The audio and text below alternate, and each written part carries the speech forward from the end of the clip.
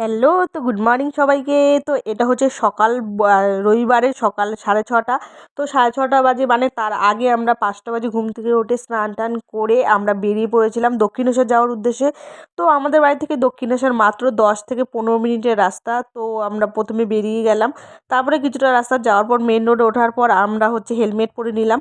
তারপরে গিয়ে আমরা সকাল সকাল পুজো দিতে চলে গেলাম। তো পুজো দিতে সকালবেলাও ছিল অনেক লাইন, 1 ঘন্টা প্রায় লাইন দিয়ে আমরা পুজোটা দিয়ে নিলাম। তো পুজোটা দেওয়ার পর আমরা বাইরে বেরিয়ে এসে সব মোবাইল, ব্যাগ, হেলমেট সব নিয়ে নিলাম। এই যে পুজো দিয়ে দিয়েছি, আমাদের পুজো হয়ে গেছে। তারপরে বাকি রাস্তাটা একটু ঘুরে ঘুরে আমরা দেখলাম। জাস্ট ওখানে এখন বসার কোনো জায়গাও নেই, জাস্ট একটু এদিক ওদিক ঘুরলাম।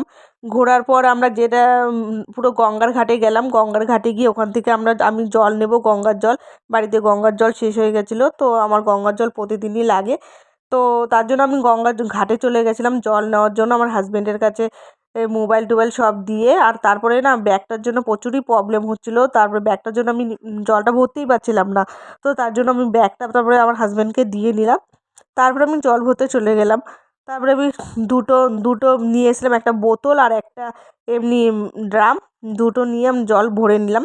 তো জল ভরার পরে আমি বাইকের ওখানে গেলাম, গিয়ে তারপর আমরা বাড়ি চলে আসলাম। ওখানে একটুখানি বসেছিলাম, 5-10 মিনিট, তো বাড়ি চলে আসলাম।